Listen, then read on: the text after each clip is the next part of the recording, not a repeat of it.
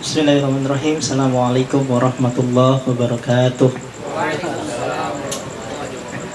Alhamdulillah nahmaduhu wa nasta'inuhu wa nastaghfiruh wa na'udzubillahi min shururi anfusina wa min sayyiati a'malina may yahdihillahu fala mudhillalah wa may yudlil fala hadiyalah. Asyhadu an la ilaha illallah wa asyhadu anna Muhammadan abduhu wa rasuluhu la nabiyya wa la rasula ba'dah.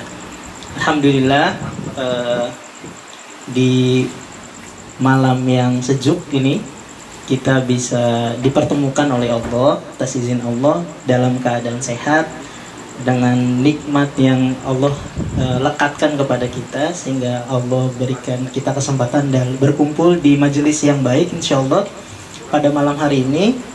Selawat dan salam tak lupa kita haturkan kepada baginda alam, insan budiman Rasulullah SAW yang kita rindukan.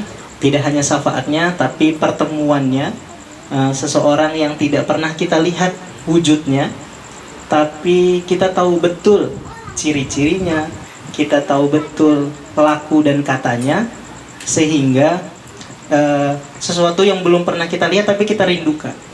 Nah, situlah baginda Nabi Rasulullah SAW. Alhamdulillah, pada kesempatan kali ini, insya Allah saya akan membersamai teman-teman semua di sini, para hadirin semua di sini dalam edisi September Coffee Talk di malam yang sejuk, tapi pembahasannya agak hangat pada malam hari ini terkait perubahan dalam metode Islam. Sebenarnya perubahan itu sesuatu hal yang terus ada. Jadi itu kadang kalau kita sangat tidak rasional ketika kita tuh anti atas perubahan, karena sebenarnya dunia ini tuh terus berubah. Kalau kita ngerasa dunia ini tidak berubah, jangan-jangan kita yang tidak aware gitu atas baik perubahan sosial, perubahan politik. Baru-baru ini saja di 2 bulan Juli, bulan Agustus, kita sesuatu hal yang Indonesia sempat gempar gitu ya terhadap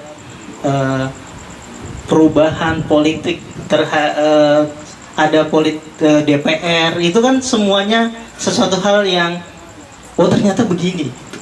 Nah, tidak hanya di Indonesia, sebenarnya tidak hanya sekarang. Pada 98 kita tahu bagaimana perubahan sosial dan politik, kemudian sebelumnya dari Orde Baru, Orde Lama, di kemerdekaan itu kan sebenarnya mengharapkan perubahan. Yang awalnya Indonesia terjajah mengharapkan perubahan, ingin merdeka. Dan terus bergulir. Tidak hanya di Indonesia sebenarnya, itu juga terjadi yang baru juga, bagaimana Nepal juga ingin revolusi gitu ya terhadap politiknya, dan itu juga terjadi di banyak negara sebenarnya. Nah, pada malam hari ini kita akan mengupas sebenarnya fakta-fakta yang pertama terkait bagaimana perubahan sosial itu, faktanya seperti apa, nanti akan digali lebih banyak oleh Ustadz Fidi. Kemudian kita juga tahu bahwa ada Islam itu tidak hanya agama gitu, tapi dia itu ideologi juga, di dalamnya juga termaktub aturan-aturan, sehingga pasti ada perspektif perubahan. Dan Rasulullah SAW juga datang di Madinah itu juga membawa perubahan. Baik, tidak perpanjang kalam, kita akan sesi pertama nanti akan disampaikan oleh Ustadz Fidi. Saya kasih waktu 20 menit, nanti Ustadz Asep juga di waktu yang sama. Kemudian kita akan lanjutkan dengan diskusi dari apa yang dipaparkan oleh 2 narasumber. Kepada yang pertama Ustadz Fidi, saya persilahkan. Baik, Assalamualaikum warahmatullahi wabarakatuh. Alhamdulillahilladzi hadana subula salam wa afamana bi syariati nabiyil karim sallallahu alaihi illallah wahdahu la syarikalah wa sallallahu Muhammadan abduhu wa rasulullah nabiyya wa la rasulah. Allahumma sholli ala sayyidina Muhammad wa ala ali sayyidina Muhammad amma ba'd. Alhamdulillah kita dipertemukan kembali ini setelah berapa kali libur nih, Coffee Talk nih, sampai akhirnya bisa dimulai kembali agenda kita. Dan ini satu nikmat yang luar biasa yang harus kita syukuri. Karena sering sekali, setiap kali saya misi pasti saya sampaikan bahwa ketika Allah ingin mengangkat derajat manusia, Allah mengangkat derajat itu bukan didekatkan kepada harta, tapi didekatkan kepada ilmu. Nah, jadi ini antum semua yang ada di sini ini luar biasa ini. Alhamdulillah, orang-orang yang akan dimuliakan oleh Allah. Amin. Oh, aminnya paling kenceng kayaknya, masalahnya lagi banyak ya. Baik, saya dapat tor dari panitia membahas tentang fakta terhadap sosial politik yang terkait dengan metode perubahan. Ya. Jadi kalau kita bahas tentang sudut pandang sosial politik, berarti ada satu kebijakan politik yang berdampak kepada sosial. Kira-kira begitu bahasa mudahnya. Bahwa sebetulnya perubahan itu pasti menuntut satu hal yang tidak sesuai. Jadi ketika kita bicara adanya segala bentuk pergerakan yang menuntut perubahan, itu biasa dilandasi dengan ketidaksesuaian. Baik itu penuntutan terhadap keadilan, kesenjangan, dan lain sebagainya. Jadi kalau kita bahas ke bagian saya, bicara tentang fakta, kalau kita lihat dari porsi berdirinya negeri ini, justru sudah banyak sekali pergerakan yang terjadi. Jadi kalau saya sempat dibahas adanya reformasi dan lain sebagainya, bahkan sejak berdirinya negeri ini sudah banyak bentuk-bentuk perubahan yang menuntut bentuk keadilan. Ketika negeri ini memilih sistem demokrasi, ternyata demokrasi itu sampai hari ini tidak pernah berada dalam titik ideal, yaitu dari rakyat, oleh rakyat, untuk rakyat, yang menuntut kedaulatan dan keadilan rakyat. Kita lihat di tahun fase awal-awal kemerdekaan di tahun 1945 sampai 1949 itu banyak sekali pergerakan dalam rangka mempertahankan kemerdekaan. PKI Madiun seandainya 1948. Itu segala bentuk yang ternyata demokrasi yang sudah dibangun dalam bentuk konstitusi ternyata tidak dijalankan. Atau perubahan setelahnya, ya, di tahun 50 akhirnya berganti dari bentuk republik menjadi bentuk federal, ya. Kita tahu adanya RIS, itu juga segala bentuk perubahan, ya. Republik Indonesia Serikat yang akhirnya memunculkan Undang-Undang Dasar 1950, Undang-Undang Dasar sementara. Ketika pada saat itu ternyata untuk mengumpulkan, ya, wilayah-wilayah yang terpisah dalam bentuk negara kesatuan atau unitary state, itu ternyata nggak bisa diakomodir oleh satu kepemimpinan. Akhirnya dibentuklah bentuk federal. Makanya ada Perdana Menteri pertama kita itu Sultan Syahrir di tahun 1950. Apakah itu mendapatkan bentuk idealnya demokrasi? Tidak. Faktanya apa? Di tahun 1955 kita tahu pemilu pertama kali membuat bentuk liberal itu menjadi 29 partai yang tidak mendapatkan kesepakatan terhadap suara terbanyak dalam pemilihan umum pertama. 29 partai itu tidak dapat kesepakatan dominan terhadap pemilihan, sehingga justru menimbulkan pendapat yang akhirnya kalau begini lantas bagaimana demokrasi itu bisa diakomodir, kira-kira begitu. Kita akan lihat, ya, bentuk-bentuk pergerakan dalam bentuk demokrasi apakah bisa membawa kepada titik keadilan, ya. Sampai pada akhirnya bentukan itu pun dilengserkan dan dikembalikan dalam bentuk demokrasi terpimpin di tahun 1960. Demokrasi terpimpin itu bisa nggak sekarang? Kembali kita kepada Undang-Undang Dasar pada saat itu kata Soekarno, ya, kemudian dibubarkan DPR, diganti dengan DPR gotong royong. Bisa nggak kita ngebawa ini kepada bentuk keadilan? Ternyata tidak bisa. 1963 Soekarno menyatakan diri bahwa menjadi presiden seumur hidup, yang akhirnya memicu pergerakan dari Partai Komunis PKI 1965 yang kita tahu akan ada di peringatannya di September ini.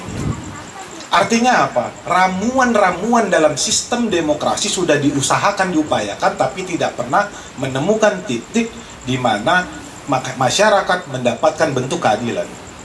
Justru ini adalah bungkus selimut yang hangat bagi otoritarianisme yang terbukti ketika tahun 1966 sampai dengan lengsernya Soeharto di 98 itu adalah bentuk otoritarianisme.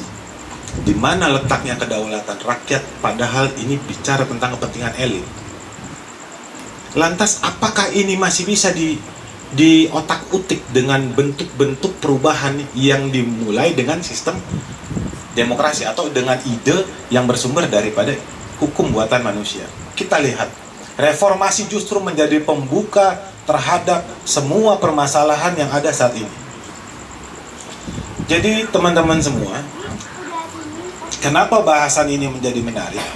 Seolah-olah kita tahu adanya perubahan itu harusnya mengarah kepada kebaikan. Tapi justru reformasi 98 mendatangkan, membuka celah terhadap oligarki yang akhirnya menjadi patron terhadap politik saat ini di negeri ini. Amandemen Undang-Undang 1945 dirubah di tahun 2002 dan berganti menjadi demokrasi liberal, bebas kita. Dibikin MK, dibuat di situ masa jabatan presiden dibatasi 5 tahun. Sehingga kita tahu ongkos politik di dalam demokrasi itu besar. Ini celah yang cantik buat oligarki menunggangi kebijakan suatu negara. Sehingga kita tahu fase perubahan reformasi itu sampai tahun 2014 era SBY itu justru celah cantik di mana oligarki masuk sebagai penunggang kebijakan negeri ini. Ya, kita tahu banyak kasus-kasus Century Gate seandainya, Hambalang, korupsi besar-besaran pada saat itu. Kita tahu karena apa? Karena ongkos politiknya mahal, Pak. Jadi ketika ongkos politik ini mahal, mau nggak mau harus ada pendanaan. Nah, pendanaan ini dari siapa? Dari orang-orang kaya yang pada saat itu pada saat fase Orde Baru mereka nggak bisa ngapa-ngapain. Ya, bayangkan ketika Ibu Mega pada saat itu melepas kedudukan sebagai presiden, meninggalkan hutang sekitar 1.299 triliun, kemudian dalam fase SBY naik menjadi 2.600 triliun. Nah, ini angka yang fantastis dalam 10 tahun. Celah ini membuka peluang di presiden. Sebelumnya kita tahu Bapak Jokowi selama 10 tahun angka fantastis keluar, hutang negara ini naik menjadi 8.000 triliun dari 2.600 triliun. 10 tahun 5.000 triliun. Yang saya sebut itu menjadi demokrasi populis. Diutak-utik sistem ini tidak menemukan kata keadilan, di mana masyarakat terus melakukan demonstrasi terhadap pemerintah, terhadap rezim. Ya. Bahkan di akhir pemerintahan Jokowi kita tahu banyak sekali kasus-kasus korupsi, kebijakan-kebijakan yang sebetulnya ini adalah bentuk otoritarianisme, bukan demokrasi. Kenapa? Ya, lihat bagaimana demokrasi katanya bebas kita bersuara, tapi di fase tahun itu sampai dengan 2024 ternyata dibungkam orang-orang yang tidak setuju terhadap demokrasi itu. Seandainya penutupan ormas Islam seandainya di zaman Jokowi pada saat itu. Ya, Habib Rizik dipersekusi, ada beberapa ormas yang kemudian ditutup dan sebagainya. Ya. Nah, ini letaknya di mana? Bahkan di akhir jabatan dicederai dengan dimuluskannya bentuk RUU yang proses dari prolegnas dan program legislasi nasional sampai dengan disetujui. RUU itu bertahun-tahun, Pak. Bertahun-tahun sampai akhirnya disetujui dalam waktu yang sangat singkat. 8.000 triliun digeser kepada kepada Prabowo. Antum bayangkan, hutang 8.000 triliun ini mau diapain? Maka lihat, perhatikan ini. Di mana letak pemerintah pernah berpikir tentang rakyat? Pertama kali yang dilakukan apa? Maka memperkuat kekuasaan dengan cara menyatukan segala bentuk oposisi dalam satu koalisi partai. Titipan 34 kementerian, undang-undang dirubah 34 kementerian maksimal menjadi 48 kementerian, 14 kementerian bertambah. Ya, ini untuk jabatan-jabatan politik supaya semua yang mendukung bisa dapat kursi di situ. Setelahnya apa? Setelahnya dikuatkan lagi dengan dibuatnya Danantara, sehingga para ketua-ketua partai, para orang-orang berpengaruh ditaruh di situ, supaya menjadi satu koalisi gemuk yang memastikan adanya kekuasaan. Apalagi manuvernya setelah itu? Manuvernya adalah membuat efisiensi anggaran. Rakyat dibenturkan dengan efisiensi, tetapi justru penguasanya diboroskan anggarannya. Coba bayangkan sistem macam apa ini, ya, sampai akhirnya menjadi pemicu trigger yang kemarin rakyat muak terhadap kondisi-kondisi yang ada, naiknya pajak, pembohongan data dan lain sebagainya. Anda tahu ketika dilepas, ya, di dalam data BPS menunjukkan bahwa angka kemiskinan kita di sini itu katanya 7-8% dengan perhitungan 20.000 per hari. Angka kemiskinan itu 20.000 per. Jadi begini, kira-kira kalau seandainya antum dapat uang sebulan 600.000, berarti antum udah nggak miskin, begitu. Berarti antum disebut orang yang mampu. 20.000 dapat apa ini kira-kira? Padahal standar dari World Bank terhadap indikasi negara yang miskin, bahkan ekstrim miskinnya, itu $2.99. Artinya sekitar 45.000 per hari. Ya, dia mengidentifikasi Indonesia sebagai negara berkembang, maka menurut World Bank harusnya $6.99 atau ekuivalen dengan 113.000 kira-kira begitu per hari, atau 3 jutaan per bulan. Nah, itu wajar. Tapi ketika angka itu dimunculkan sebagai standar yang disebut kemiskinan, ada 60% orang Indonesia yang terkategori miskin. Bayangkan, kita dikasih data-data semu ini. Dengan apa? Apa yang sebetulnya pemerintah mau kejar?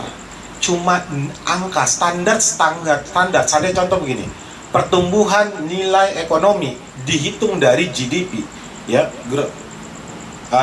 dari PDB, ya, pendapatan domestik bruto, ya. Nah, PDB itu adalah, kita tahu rumusannya, konsumsi masyarakat ditambah dengan anggaran biaya negara, ditambah dengan investasi yang masuk, kemudian ekspor dikurangin impor, kira-kira begitu, ya. Tapi faktanya apa? Kalau anggaran udah pasti naik. Jadi kalau saya dibilang sistem ekonomi Indonesia ini nggak usah ganti-ganti presidennya nih, siapa Zakas gitu jadi presiden, 5% udah pasti naik. Kenapa? Karena masyarakatnya banyak, orangnya konsumtif, anggarannya setiap tahun pasti besar. Jadi nggak istimewa ketika bicara tentang 5%. Ini data-data fiktif semua, palsu, disajikan seolah-olah negara kita baik-baik saja. Ya kalau dengan 48 kementerian anggarannya tentu besar. Ditambah lagi gaji DPR dinaikkan kemarin, pasti besar. Ketika dia besar, maka nilai pertumbuhan ekonomi jadi besar. Kemarin dibuat kebijakannya, ya, kebijakan apa? Masuknya import, ya, dengan pajak 0%. Ya tentu akan jadi besar. Makanya di periode ini udah naik 5,2% pertumbuhan ekonomi. Padahal ini bullshit. Kenapa? Coba antum bayangkan.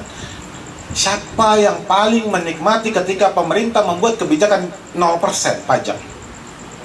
Di hari itu, ketika pemerintah memutuskan 0%, ternyata ada Sinta Kamdani sebagai ketua pada saat itu, ketua Ikatan Pengusaha, ya, ketua pengusaha, bersama dengan Indofood teken kontrak untuk import gandum 1 juta ton dari tahun 2026 sampai tahun 2030. Coba antum bayangkan, ini nggak main-main ini. Negara kita sedang dirampok oleh para elit. Lantas perubahan macam apa yang kita harapkan? Dari demo yang kemarin, kemudian menuntut ada pergantian, dirubah menteri. Apakah ini juga bisa membawa letak yang kita dituntut adalah keadilan? Kita lihat, gitu. Ada yang sekarang lagi trennya Purbaya Efek, ya, Purbaya Efek katanya, ya. Purbaya Efek, Menteri Keuangan baru ini, kita lihat dia menggelontorkan 200 triliun dari BI yang kita punya dana cadangan 400 triliun, harapannya supaya terdistribusi akhirnya menjadi di pasaran itu uang beredar, kira-kira begitu bahasa simpelnya. Tapi kita lihat kesalahan nanti pengucuran kredit itu akan berdampak pada inflasi, ya. Teman-teman ini di sini muda-muda, tapi harus dinaikkan taraf berpikir yang nggak apa-apa, biar anak-anak muda dengerin yang begini, ya, supaya paham bahwa kita ini sedang tidak baik-baik saja, kita ditipu, habis-habisan dirampok kita. Ya kalau ternyata memang berdampak, akhirnya konsumsi masyarakat itu naik, maka ekonomi bagus, kira-kira begitu. Nah hebatnya, antum tahu, bagaimana scarcity atau kelangkaan itu diatur dalam Islam. Islam itu udah bikin aturan itu, bahwa dilarang menumpuk harta. Bayangkan abad ke-6 sudah ada aturan dilarang menumpuk harta. Nah ini bicara yang diterapkan sekarang, ketika harta ditumpuk maka terjadi inflasi gitu, terjadi kelangkaan yang menjadi dasar daripada ekonomi. Nah Islam itu sebenarnya sudah menjadi solusi, tapi tidak pernah dilirik sebagai sebuah ide yang harusnya menjadi rival dari demokrasi. Ya, ketika perubahan itu tidak mencapai titik akar permasalahan, maka perubahan itu tidak akan berdampak apa-apa. Infrastruktur 5.000 triliun fase Jokowi dibuat anggaran itu menjadi infrastruktur negara terkait dengan distribusi, ternyata hanya berdampak 0,3% dari pertumbuhan ekonomi. Buat pertumbuhan ekonomi 0,3% itu nggak ada apa-apanya. Bayangkan. Lantas ini bicara bagi-bagi duit doang di kalangan elit. Orang ketangkep korupsi sampai 900 triliun. 30% dari RAPBN, coba bayangkan. Lantas yang sekarang kita akan kaji, bentuk perubahan seperti apa yang seharusnya bisa membawa kepada kata keadilan. Nah ini nanti ada guru saya di sini mungkin yang akan menjelaskan, ya, bahwa sebetulnya apa yang bisa nggak kita. Sebenarnya dituntut adalah kalian bolak-balik bentuk perubahan itu menuntut keadilan, tapi bentuk seperti apa kira-kira begitu. Baik, saya rasa itu cukup dari saya. Wallahu a'lam bishawab. Mudah-mudahan bisa menjadi pemantik untuk bisa tanya jawab. Ya, terima kasih Ustadz Fidi. Nah, jadi baru kerasa kenapa kayaknya hidup kita susah banget ya. Jadi memang cara pengelolaan dana gitu. Jadi kalau bicara soal data gitu ya, jadi kalau memang mau bagusin data tuh mudah. Jadi tinggal ubah aja indikatornya.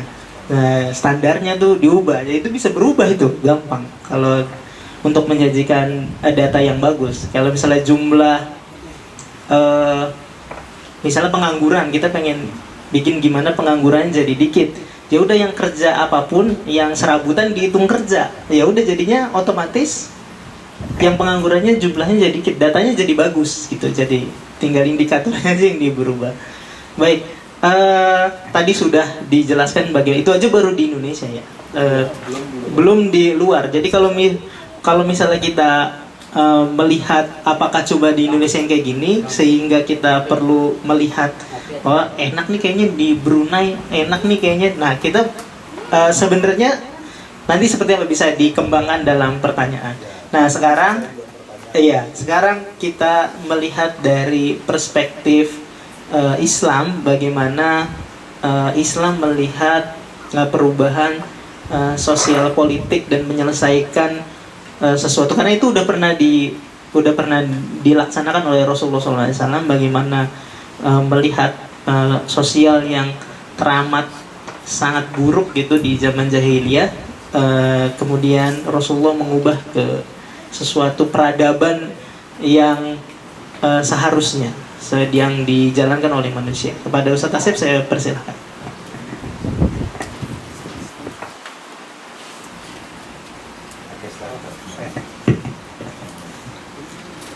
Bismillahirrahmanirrahim. Assalamualaikum warahmatullahi wabarakatuh. Innal hamdalillah nahmaduhu wa nasta'inuhu wa nastaghfiruh wa na'udzu billahi min shururi anfusina wa min sayyiati a'malina. May yahdihillahu fala mudhillalah wa may yudlilhu fala hadiyalah.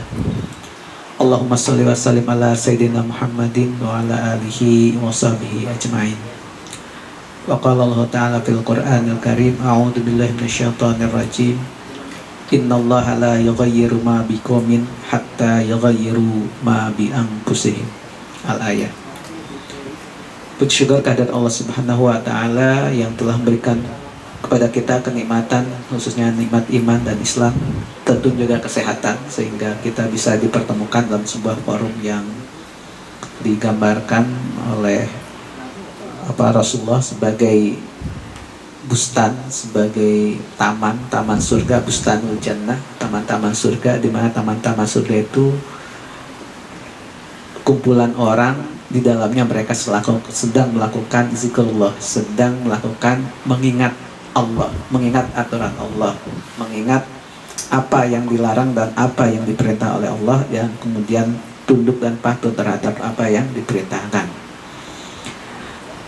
Salawat dan salam mudah-mudahan senantiasa tercurah kepada junjungan kita baginda Nabi Muhammad SAW yang telah membawa perubahan yang luar biasa terhadap peradaban dunia yang tadi disebutkan oleh MC dan juga pembicara pertama dari masa jahiliyah, masa di mana kebodohan yang merajalela menuju zaman yang penuh dengan terang benderang ilmu pengetahuan maupun taraf berpikir yang lebih cerdas ya tentang dunia dan akhirat. Bodoh di masa Rasulullah itu bukan bodoh dalam arti mereka tidak bisa membaca, tidak bisa menghitung, walaupun faktanya memang di Makkah juga memang banyak yang tidak bisa baca gitu. Tapi bodoh yang dimaksud adalah mereka tidak menggunakan akalnya untuk berpikir gitu, sehingga mereka ketika berbuat selalu hawa nafsu yang menjadi ukuran ya. Tidak ada menggunakan rasionalitas dalam setiap aktivitas mereka gitu, yang akhirnya yang mereka dicap sebagai jahiliyah, bodoh gitu. Bagaimana mungkin sosok benda yang mereka sembah kemudian mereka makan setelah mereka sembah benda itu gitu. Bukan itu adalah suatu kebodohan yang luar biasa gitu ya. Nah, saya coba mungkin saya tidak ada paparan ya, tapi saya coba ingin menyambungkan dari apa yang disampaikan pembicara pertama ya tentang perubahan, karena tadi cukup berapi-api ya di awal, membuat kita semangat luar biasa bagaimana fakta perubahan yang terjadi di negeri kita yang mulai zaman kemerdekaan sampai kemudian yang isu yang terakhir ya 2 minggu terakhir paling tidak ya, adanya aksi yang membuat kita sedih sebenarnya kan, yang dia korban akhirnya umat Islam juga gitu, karena mayoritas ya kita penduduknya muslim gitu. Belum lagi mungkin yang terinspirasi katanya ya dari Indonesia terjadi di Nepal, itu bahkan miris saya kalau membaca beritanya ya, bagaimana pejabat-pejabat itu ada yang dikejar-kejar ya Allah gitu. Sampai segitunya kemarahan masyarakat ya terhadap mereka yang pemangku kepentingan ataupun yang pemangku jabatan gitu, yang seharusnya mensejahterakan rakyat, malah mereka berpesta pora gitu ya. Bukan pesta pora yang musik yang di Kemayoran itu, pesta pora juga itu. Pesta pora di atas kesedihan, di atas kemelaratan masyarakatnya gitu. Dan ini sebenarnya yang menjadi juga mungkin saat ini banyak para pejabat yang ketar-ketir juga ya ketika melihat Nepal gitu. Nah, ikhwan rahimakumullah, mungkin bahasan saya karena memang dari panitia meminta untuk menjelaskan tentang metode perubahan sosial dalam Islam. Ini saya coba jelaskan dulu ya tentang konteks bahasa maupun pengertian. Karena ini di sini saya lihat beragam ya, dari yang muda sampai yang sudah sepuh gitu ya. Kita menyamakan persepsi dulu gitu ya. Nah, apa sih metode perubahan sosial gitu ya? Karena tadi Pak To menjelaskan tentang bagaimana sebenarnya aksi-aksi ya yang inti atau tujuannya ada ingin ada perubahan gitu. Perubahan kemana? Pastinya semua orang secara fitrah ada ingin perubahan yang lebih baik. Kenapa orang-orang ketika misalnya gitu ya ada aksi gitu ya di DPR ataupun di area-area lain, masyarakat itu cenderung mendukung gitu ya, karena mereka merasakan bagaimana kondisi saat ini yang tadi disebutkan gitu. Dalam data yang disampaikan itu bagus semua gitu, kenyataan di lapangan berbeda kan gitu. Akhirnya ketika ada istilahnya ya seperti minyak tanah itu sudah ada di mana-mana, tinggal nunggu triggernya saja, korek apinya disulut, meledaklah seperti itu. Itu terjadi tidak hanya di Indonesia, sebenarnya hampir di negara-negara di seluruh dunia itu sekarang kalau kita lihat trennya ya sama seperti itu. Artinya sistem yang saat ini digunakan oleh manusia secara umum gitu ya, ini sistem demokrasi ini sudah membuat masyarakat jengah gitu ya, sudah, walaupun mereka kadang juga bingung diganti dengan apa kan gitu, karena yang dalam persepsi mereka itu adalah bahwa sistem yang mereka terapkan saat ini yang baik, yang gak baik adalah orangnya dalam menerapkan sistem itu, sehingga kemudian ketika menuju perubahan ya tetap dengan konsep yang sama, bagaimana mengacu kembali kepada demokrasi itu sendiri. Nah, nanti kita lihat apakah yang menjadi biang masalah itu karena orangnya ataukah sistemnya kan gitu. Nanti coba kita diskusikan dalam tanya jawab. Tapi saya coba lihat dulu ya bagaimana kemudian Islam ya memandang tentang perubahan ini. Dari judulnya saja kalau kita bicara metode itu secara bahasa kan dari metodos ya, itu bahasa Yunani yang artinya cara atau tata cara. Secara etimologi lebih luas adalah menunjukkan pada suatu cara yang teratur untuk mencapai, cara yang teratur dan sistematis untuk mencapai tujuan tertentu. Itu metode gitu, di mana cara ini biasanya bersifat tetap gitu. Kemudian yang kedua perubahan. Nah, perubahan itu apa? Perubahan itu adalah berpindahnya dari satu kondisi ke kondisi yang lain yang berbeda dari yang sebelumnya. Dari kata ubah gitu ya. Ini isinya bahasa Indonesia ya. Kita bisa cek di KBBI. Artinya perubahan itu adalah kondisi atau kejadian yang berbeda dari yang sebelumnya gitu. Nah, kalau yang tadinya misalnya ada tuntutan yang tadinya korupsi ya, masyarakatnya atau pejabatnya korupsi, ingin berubahnya ada pejabatnya yang bersih gitu, clean and clear gitu ya, tidak lagi korupsi gitu. Nah, itu yang diharapkan. Kemudian ketika misalnya ada tuntutan ya yang sebenarnya sepele ya, walaupun itu berefek gitu ya, tunjangan gitu ya. Karena ternyata setelah diulik-ulik, tunjangan DPR, tunjangan rumah DPR itu tidak seberapa dibandingkan tunjangan DPRD gitu, malah lebih tinggi. Nah, itu contohnya. Yang diingin apa perubahannya? Ada supaya tidak setinggi itu atau bahkan dihapuskan gitu. Nah, itu perubahan gitu. Jadi ingin berpindahnya dari satu kondisi atau satu peristiwa dari yang satu kondisi ke kondisi yang lain. Sementara sosial itu diartikan kalau kita lihat itu dari bahasa Yunani juga sosius ya, yang artinya kawan atau teman, dan secara etimologi lebih luas dia di KBBI disebutkan sebagai sesuatu yang menunjukkan pada kondisi masyarakat atau hal-hal yang bersifat kemasyarakatan. Nah, saya coba mulai dari membahas metode perubahan sosial dalam sebuah istilah gitu ya, atau dalam sebuah frase yang satu gitu ya, metode perubahan sosial gitu ya. Nah, yang pertama yang ingin saya ulik adalah tentang tadi sosial itu sendiri itu apa gitu ya. Kalau kita lihat ya tadi secara istilah ataupun secara etimologi bahasa yang lebih luas, sosial itu saya coba ringkas ya, karena kalau merujuk kepada para ahli sosial itu artinya apa, banyak sekali para ahli menyampaikan, tapi intinya adalah sesuatu yang berkaitan dengan masyarakat atau kemasyarakatan. Berarti kuncinya adalah masyarakat. Nah, sekarang kita lihat fakta masyarakat. Apa itu masyarakat? Karena ketika kita memahami apa itu masyarakat, yang dalam bahasa Arab itu mujtama atau society gitu ya dalam bahasa Inggrisnya. Nah, itu apa sebenarnya gitu ya. Nah, kita akan lihat coba ya. Karena ketika bicara perubahan berarti kita harus tahu tentang apa itu yang akan diubah gitu.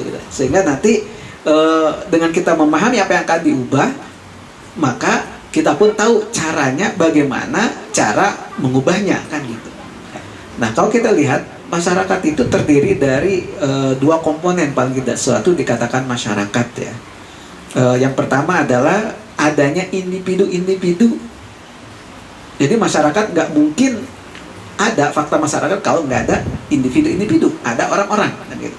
Ada manusia gitu. Yang kedua, sesuatu dikatakan masyarakat itu ketika individu yang tadi disebutkan adalah melakukan interaksi yang terus-menerus.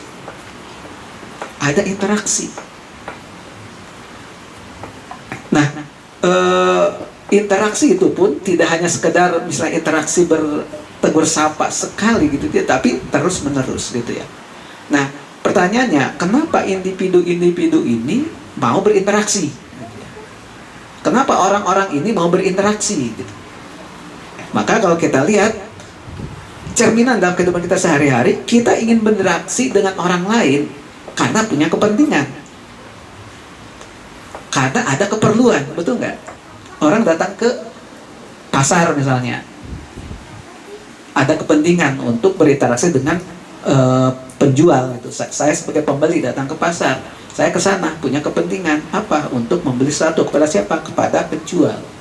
Nah, seandainya saya tidak punya kepentingan kepada penjual itu, nggak mungkin saya berinteraksi dengan, di pasar itu kan banyak yang ada jualan daging, ada jualan sayur, ada jualan apa ya, tetek bengek lah ya di sana. Kemudian pada saat itu pada saat pasar, karena saya udah melis, saya belanja daging misalnya, maka interaksi yang saya lakukan adalah dengan penjual daging. Dan itu karena ada kepentingan yang sama, penjualnya ingin dagingnya laku, saya butuh daging untuk dikonsumsi misalnya. Terjadilah interaksi karena ada kepentingan yang sama. Ya. Artinya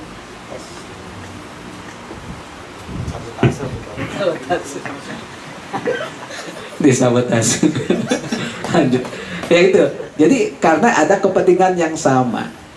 Artinya dua-duanya yang berinteraksi itu punya kepentingan yang bersama, punya pemikiran yang sama tentang sebuah kepentingan gitu. Yang kedua, yang membuat orang interaksi ada kepentingan saja atau satu pemikiran tentang kepentingan, kesamaan kepentingan itu tidak akan terwujud kalau tidak ada perasaan yang sama. Perasaan itu berkaitan dengan suka tidak suka, benci atau tidak gitu. Itu perasaan. Misalnya begini, saya di pasar itu ada tukang daging A, B, C gitu ya. Membeli ke si penjual A, penjual B, penjual C itu sama saja kan? Secara pemikiran gitu ya.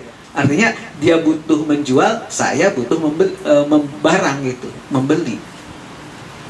Tapi kenapa kemudian misalnya saya memilih A atau B atau C gitu ya? Karena ada perasaan. Karena misalnya ya, kalau sudah pernah pengalaman, kalau si A mah ini bisa ditawar, kalau ini mah wah saklek gitu ya, harga eceran terendah lah pokoknya, yang nggak bisa ditawar pokoknya. Yang ini apalagi baut gitu ya, orang Sunda itu suka cemberut gitu, ngomel dan macamnya. Artinya di sana harus dibangun perasaan senang, perasaan suka gitu ya dengan lawan interaksi gitu ya. Sehingga kemudian saya memilih si A karena si A ini langganan, senang dan istilahnya customer service satisfaction-nya itu bagus gitu, memuaskan pelanggan lah gitu. Ada perasaan. Oke. Kemudian ada pemikiran sama, ada peran sama, tapi juga tidak bisa saja tidak terjadi interaksi itu kalau misalnya apa? Tidak menggunakan aturan yang sama, aturan main yang sama. Misalnya apa gitu? Ini kasus, saya menyederhanakan ya, kasus membeli daging. Nah, ya ini misalnya gini, kita sudah senang dengan kita ingin beli daging, kita sudah senang dengan penjualnya, tapi kata penjualnya gitu ya, dagingnya ini daging yang anggaplah daging babi gitu ya. Ini daging babi, saya tadi udah punya daging apa? Ternyata dia karena menjualnya banyak macam gitu. Kemudian bukan gini, daging tapi bercampur dengan daging babi misalnya. Karena kebetulan penjualnya itu non Islam misalnya, non Muslim gitu ya. Sehingga kemudian saya walaupun senang, walaupun punya kebutuhan terhadap daging yang dia jual, tapi karena bercampur baur dengan babi misalnya, ya saya nggak jadi interaksi. Ya intinya apa? Individu itu melakukan interaksi karena adanya satu pemikiran, satu perasaan, dan satu aturan. Nah, itulah masyarakat gitu ya. Artinya apa? Kalau kita ingin melakukan perubahan masyarakat terhadap fakta itu, berarti yang harus kita ubah itu adalah pertama apa? Orang-orangnya. Kemudian interaksi yang terjadi di antara orang-orang itu. Apa yang membuat orang berinteraksi? Pertama adalah karena pemikiran. Yang kedua karena perasaan. Yang ketiga itu adalah karena aturan. Artinya kalau ingin merubah mereka itu harus kemudian diubah berpikirnya, diubah perasaannya, diubah aturannya. Sehingga perubahan terhadap masyarakat itu akan terjadi. Merubah individu saja itu tidak bisa memastikan kemudian terjadi perubahan. Misalnya ingin masyarakatnya ini berakhlak gitu ya, ingin masyarakatnya ini masyarakat yang jujur gitu. Ya mungkin secara individu bisa, tapi apakah bisa merubah masyarakat interaksi di antara mereka? Belum tentu.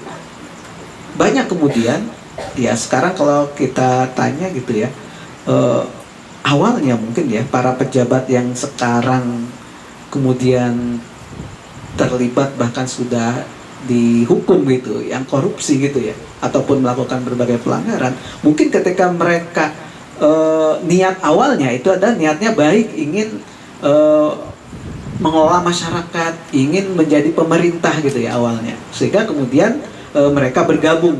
Tapi ketika kemudian interaksi di dalam mengelola masyarakat itu memang rusak gitu, yang dibangun rusak, artinya apa yang terjadi? Individu itu ikut-ikutan rusak. Makanya salah seorang tokoh misalnya pernah mengatakan, malaikat yang bergabung ke dalam sistem demokrasi itu, maka dia akan menjadi setan gundul gitu, berubah gitu. Kenapa? Karena memang tadi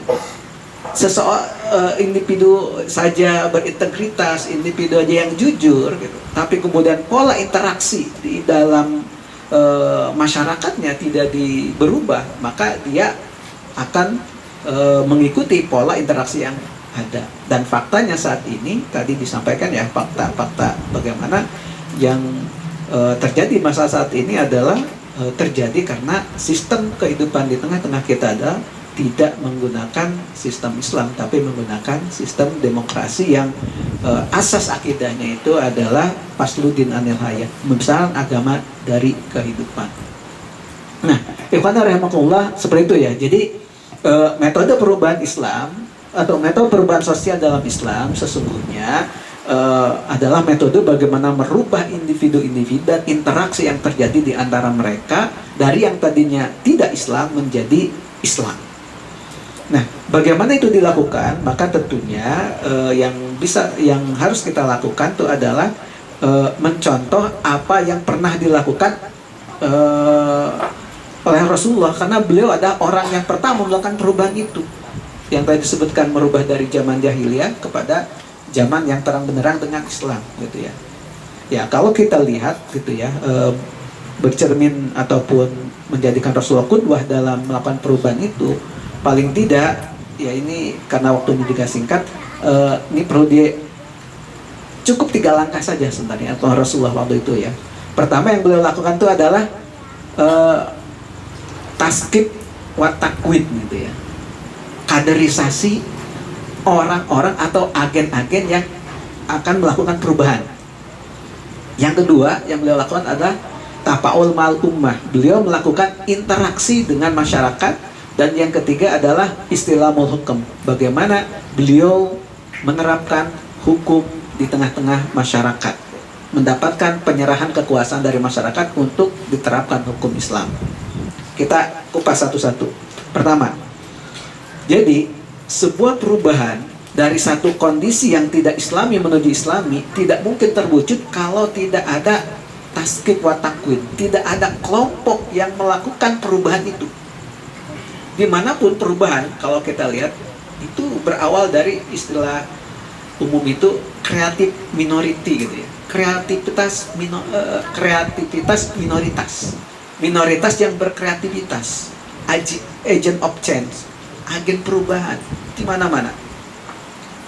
Ya tadi di kupas tentang Indonesia Merdeka itu kan diawali oleh kalangan terpelajar dalam masa pergerakan nasional. Ya kita tidak melihat apa yang menjadi asas ya kan, tapi kalangan pemuda itulah yang kemudian punya pemikiran dan mereka berkelompok, mereka bersatu untuk mewujudkan perubahan dan sehingga terjadi proklamasi tahun 1945. Itu kan perjalanan panjang dari awal abad 20 ya ada muncul pergerakan nasional, muncul Sumpah Pemuda, kemudian setelah itu 17 tahun berikutnya kemerdekaan. Itu kan orangnya itu juga gitu. Mereka itulah agen of change. Pada masa Rasulullah pun sama, ketika Rasulullah mendapat wahyu, beliau mengkader, melakukan kaderisasi, melakukan pembinaan terhadap calon-calon yang akan menjadi agen of change. Itulah para sahabat yang diawali dengan as-sabiqunal awwalun yang kemudian meluas gitu ya, melakukan tanmiyah ataupun perbanyakan kader gitu sampai akhirnya banyak ide-ide Islam pada masa jahiliyah itu kemudian menyebar kemana-mana karena banyaknya agen tadi. Nah ternyata setelah berhasil melakukan kaderisasi dan matang kader itu, apa yang dilakukan Rasulullah? Tapaul ma'al ummah, melakukan interaksi, menyampaikan Islam itu kepada masyarakat. Dan mereka yang menjadi kader, mereka terjun langsung ke masyarakat. Bagaimana mengajak mereka untuk berislam. Ya tadi, merubah pola pikir, merubah perasaan dan juga aturan gitu ya. Supaya aturan, dengan cara apa? Ya dengan cara mencela apa yang kebiasaan-kebiasaan atau cara berpikir saat itu. Cara berpikir jahiliyah menuju cara berpikir Islam. Perasaan jahiliyah menuju perasaan Islam. Itu yang dilakukan para sahabat dan juga kader-kader yang dikader Rasulullah pada waktu itu. Sampai akhirnya kemudian perkataan Allah datang, yakni dengan masuknya Islam kalangan Aus dan Khazraj, sampai akhirnya Rasulullah mendapatkan limpahan kekuasaan, penyerahan kekuasaan dari Aus dan Khazraj untuk kemudian menerapkan Islam di Madinah. Dan itulah kemudian perubahan yang smooth, perubahan yang nyaris tidak ada kekerasan dalam arti fisik ya. Jadi jangan dibayangkan ketika perubahan seperti yang dibayangkan kita demo ke DPR kemudian ya seperti yang di Nepal gitu ya, DPR-nya dibakar gedungnya, orang-orangnya diburu gitu ya, sampai terjadi perubahan dan dilantik. Sekarang kan siapa itu yang perempuan ya? 5 menit lagi. Ya, seperti itu. Jadi metode perubahan seperti itu tidak sesuai dengan Islam. Dalam Islam itu smooth. Jadi yang diubah itu orang-orangnya, pikirannya, perasaannya dengan Islam yang kemudian mereka sendiri gitu ya. Jadi kaum Aus dan Khazraj karena mereka adalah kabilah yang punya kekuasaan, mereka yang bisa mengatur sendiri, punya kekuatan, dan mereka paham bahwa ketika mereka masuk Islam, menyatakan Islam dari Rasulullah, maka konsekuensi mereka adalah bagaimana kemudian menerapkan Islam itu, sehingga kemudian mereka menyerahkan kekuasaan mereka kepada Rasulullah, dan saat itulah muncul yang namanya Daulah Islam atau negara Islam di Madinah gitu. Dan itulah menjadi titik pusat awal ya, yang kemudian Islam tersebar ke seluruh penjuru dunia. Ikhwanullah. Jadi itu singkatnya ya. Jadi bagaimana kemudian metode perubahan dalam Islam. Jadi fokusnya adalah bagaimana sebenarnya edukasi gitu ya. Edukasi terhadap masyarakat, terhadap seluruh masyarakat, bagaimana mereka merubah ya pemikiran, perasaan dan juga aturan yang antara mereka. Dan ketika itu terwujud, maka perubahan itu suatu yang niscaya dan insya Allah akan mensedahkan umat manusia gitu ya, tidak hanya umat Islam. Nah nanti kita kembangkan dalam diskusi ya, karena waktu sangat terbatas. Saya tadi fokus pembahasan tentang bagaimana perubahan dalam Islam dan apa yang menjadi fokus perubahan itu, sehingga kita tidak salah gitu ya. Wallahu a'lam bishawab. Selanjutnya saya serahkan. Assalamualaikum warahmatullahi wabarakatuh. Waalaikumsalam warahmatullahi wabarakatuh. Terima kasih Ustaz Asep. Saya ingatkan untuk para hadirin